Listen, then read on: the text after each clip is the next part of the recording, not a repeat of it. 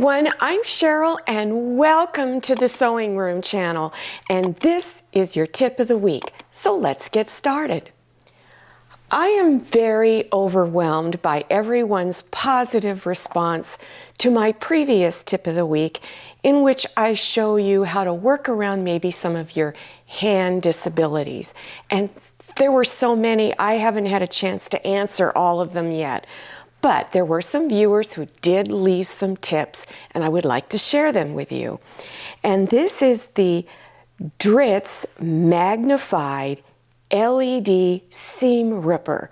So not only does it have a little magnification piece on it, but it has a little light, and that is great. And I ordered it off of Amazon. It's on its way. Here's another one, Dritz Machine Needle Inserter and Threader, and I watched a demonstration video on it, and I'm so excited. So for those of you who have a hard time threading your machine needle, look into getting something like this. Again, I ordered it right away off of Amazon.com. Another viewer also said, have you thought about keeping liquid skin next to you? I did recommend Band-Aids. I forgot we have it in our medicine chest, so it's being moved to the sewing room for my immediate use. I'm going to give you a few cost-saving tips. I know you've all been noticing the extremely high prices on everything that you buy. So I'm going to try to show you how you can save on patterns. So I often buy a lot of patterns and I use them for a variety of projects. But sometimes you can find things that are already made that you can use as a pattern. For instance, I have a video on this little children's apron.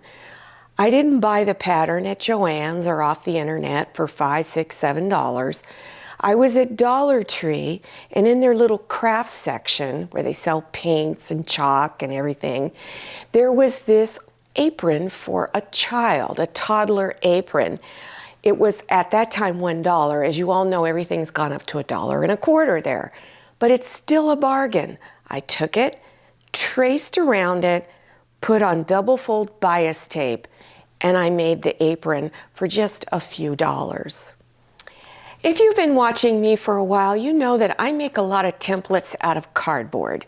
And I used to go over to Walmart and buy these large sheets of poster board. And then a while back, a viewer gave me a tip and she said she used cereal boxes.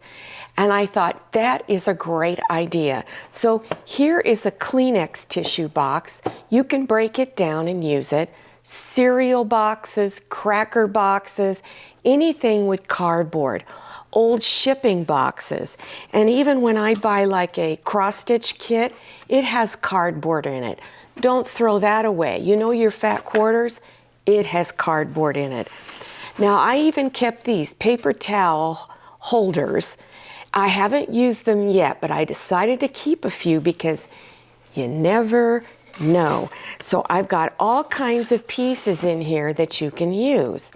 One more thing I wanted to bring to your attention about saving money is not overusing so much fabric when it's not necessary. So you see this little label I made here. I'm going to show you how I made it, how I set it up to be done on my embroidery machine. For those of you that have an embroidery machine, you know that you often have to cut your fabric much larger than the size of your hoop. Even maybe you're just printing something really small, or I should say stitching out something small. And then you would place it in your hoop with your machine stabilizer. Well, the fabric that I had the word cardboard stitched on was some really nice canvas fabric. And I would have had to, because the letters were so big, I was going to have to even use a hoop bigger than this for just that little label. So what I did was I cut out a piece that I needed, just a small piece. I had a little piece of scrap fabric from that canvas, and I basted, used my machine basting stitch and stitch it on some fabric I didn't care about, some inexpensive fabric, so that I didn't have to waste a great big chunk of fabric.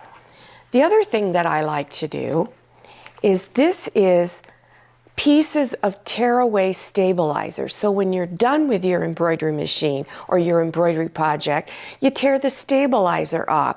Well, if you've got a great big hoop and all you did was put something, stitched out something really small, you have all of these pieces that are torn in the middle. So what I do, I don't throw them away.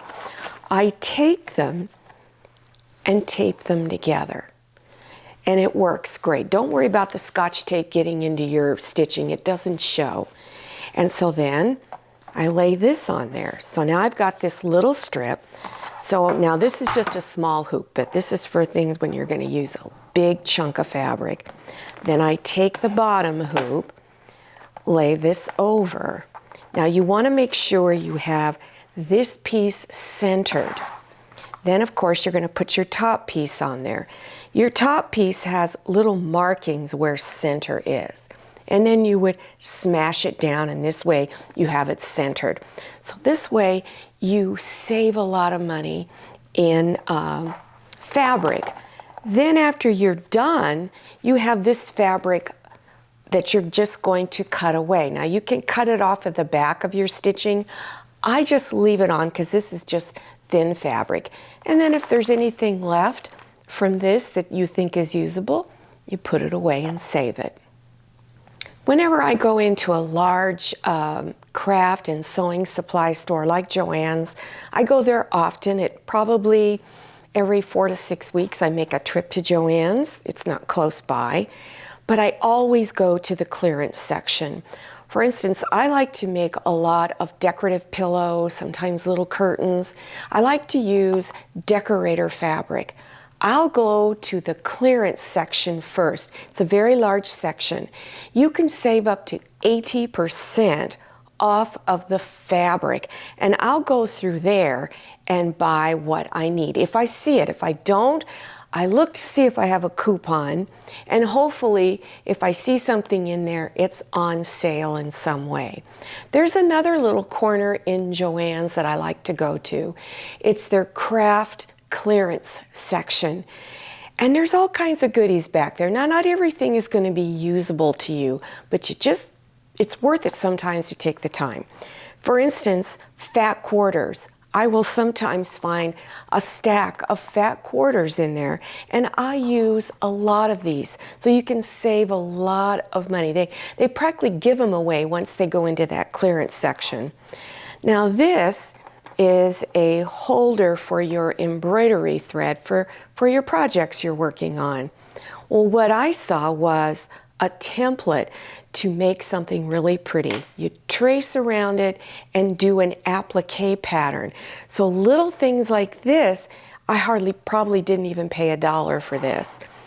Now, when I go to Walmart, I often see seasonal packages of cookie cutters. And because it's seasonal, they'll have them at a pretty low price because they're hoping you'll buy them. So these are things that have to do with spring and Easter. Here's a bunny, a tulip, butterfly, and a flower. So you can trace around these to do your applique designs.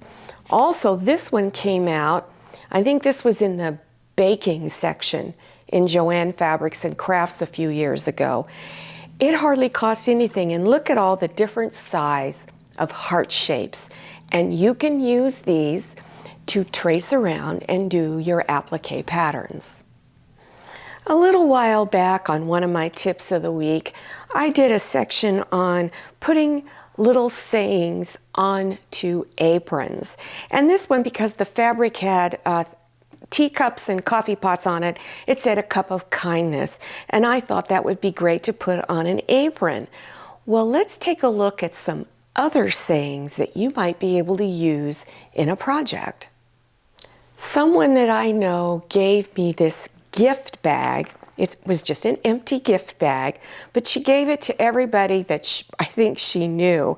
She's from Minnesota. And these are all of the sayings that are common there. And I loved it so much. So these little sayings, it's not necessarily cost saving, but I wanted to show it to you because I thought it was so adorable. You can use sayings like this on pillows, aprons, maybe making a little wall hanging. And my favorite one is, "You betcha." I love to cross stitch. I don't get to do it as much as I would like, but when I have a few minutes to spare, I try to work on something. And this is the Aida cloth that you do the cross stitch in. And so often when I finish a cross stitch project, I might have a little piece of Aida cloth left over. Well, most people would probably throw it away. I don't. I keep these because what you can make out of your smaller pieces are sachet bags. You can cross stitch a little design on it, and you can even make a bookmark out of this, personalize it, put someone's initial on it and some other little flowers or other geometric designs. So don't throw your Aida cloth away. Now, some of you are thinking, well, buying a book is really expensive. And yes, it is. But in the long run, when you buy a book that has a lot of patterns in it, you actually save a lot of money. Because to buy a cross-stitch kit can be $10, $15, $20, $30, $40, $50 or more. So I buy cross-stitch books with patterns in them. For instance, this one is just lettering, and all different styles of lettering. So I like to put little sayings on things and make little pillows out of them. Here's another lettering book. This even has more styles in it. It gives you the pattern, recommended colors. This is probably my favorite cross-stitch book, and I've shown this to you before, but it has simple cross-stitch patterns. You can take these little flowers, put them on sachet bags, and it has it for every season of the year. Now, it was over $30 on Amazon. This was a couple of years ago. It's probably more now. But look in your thrift shops or thrift bookstores, because one of my viewers actually found it, and I think it was under $10. I've made many small projects out of this book, but I want to show you this one here. Now, this is just a little Easter pillow, just a small little accent pillow you can put up on a shelf. And the pattern was in this book. And then I made a little bit larger one that says Happy Easter on it. Like I said, if you wanted to buy a kit with all of this in it without your fabric, it'll cost you a lot more. So just out of these couple of projects, almost paid for this book. Besides my cross-stitch books, I also buy a lot of books on quilting. They have a lot of different patterns in it. It's worth the money when there's a lot. If there's just a little bit, I wouldn't buy it. So when you're in your thrift bookstore, see if you can find some deals on quilting books. Now, I hope you enjoyed this tutorial. If you have a suggestion or a tip on how you save money on your sewing projects, where you go to shop, or places maybe you like to do garage sales, give us a few tips that you use. Now, if you're interested in beginner sewing projects, check below your YouTube screen for the video links. So scroll down to the description section, click on the down arrow or show more, scroll down a little bit, and you'll see a lot of different links you can click on. Also, don't forget to follow me on Instagram and check out my Facebook page. Thank you so much for watching. I'll see you next time, and happy sewing. If you like the Sewing Room channel, one of the best ways to show your support is to subscribe by clicking on that red subscribe button and give this video a thumbs up. And don't forget to click on share to share this video with your friends. And make sure you click on the bell so you receive notifications for all my new videos. I'm Cheryl, this is Manny, and this is Scotty. See you next time.